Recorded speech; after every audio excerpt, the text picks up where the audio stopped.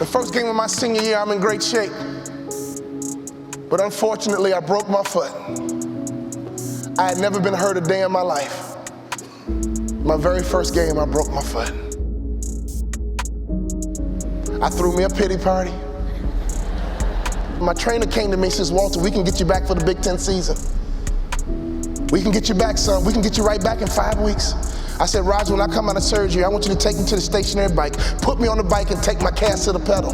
But Walter, when you come out of surgery, you're gonna be on morphine and you won't feel like it, go back and rest. I said, Roger, I don't have time to rest. Can you do that favor for me? Can you take me to the stationary bike, put me on the bike and take my cast to the pedal? As soon as surgery was over, he carried me to the stationary bike, put me on that bike and he take my cast to the pedal, and I had a customary workout that was symbolic that I don't have time to rest. I had tears in my eyes as I pedaled that bike, and I thought to myself, I can't quit. I can't give up. I came back in 6 weeks. We playing against the Ohio State Buckeyes on national TV. They had a guy named Jimmy Jackson at that time.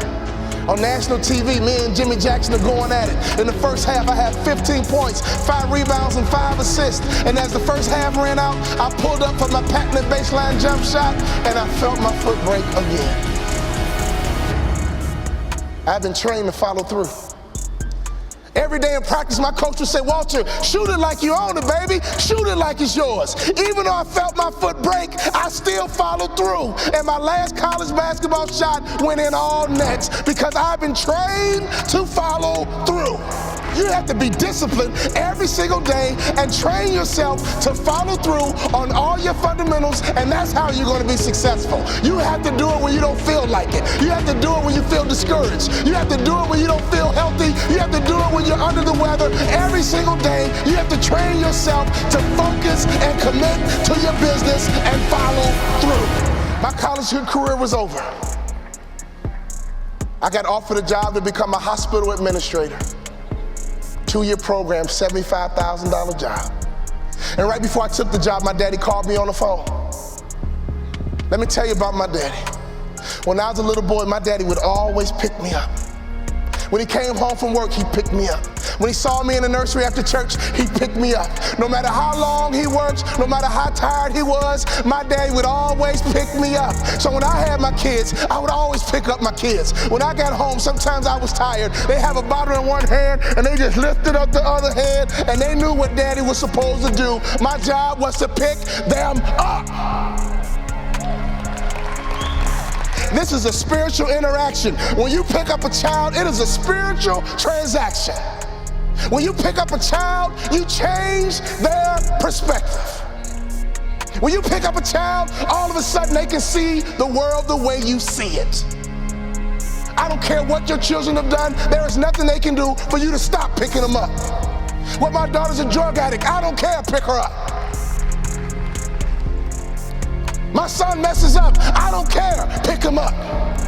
I don't care. You pick them up. That is your job, mama. That is your job, daddy. That is your job, grandma. That is your job, granddad. Your number one job is to pick them up and change their perspective.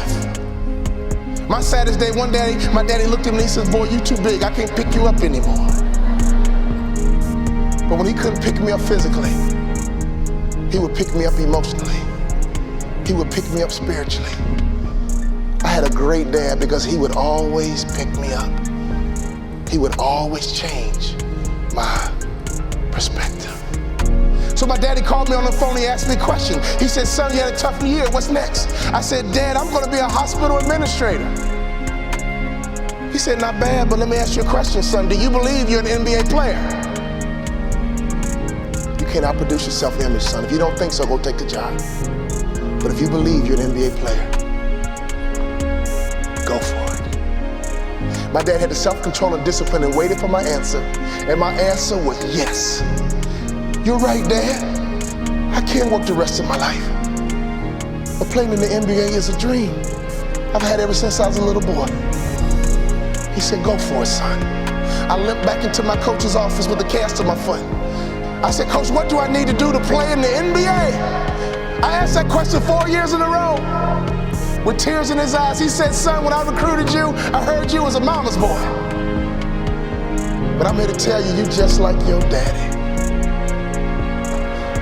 But what do I need to do to play in the NBA? He said, do 2 things you can play in the NBA. Lose 20 pounds and shoot a 3-point shot with range, you can play in the NBA. I think you should be a motivational speaker, son, but if you lose 20 pounds and shoot a 3-point shot with range, you can play in the NBA. I lost 20 pounds, and every day I would shoot 500 shots a day, every single day. I got invited to training camp with the Dallas Mavericks, and not only did I make the team, I became the first ever undrafted rookie free agent in the history of the Dallas Mavericks to start opening night.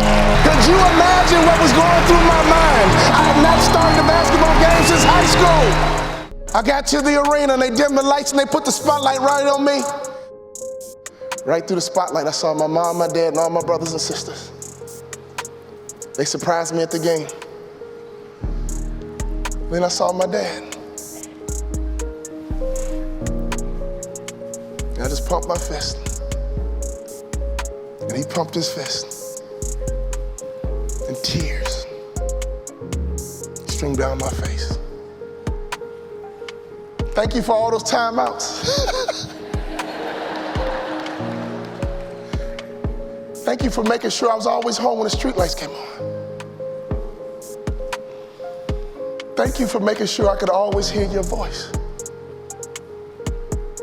Thank you for always changing my perspective.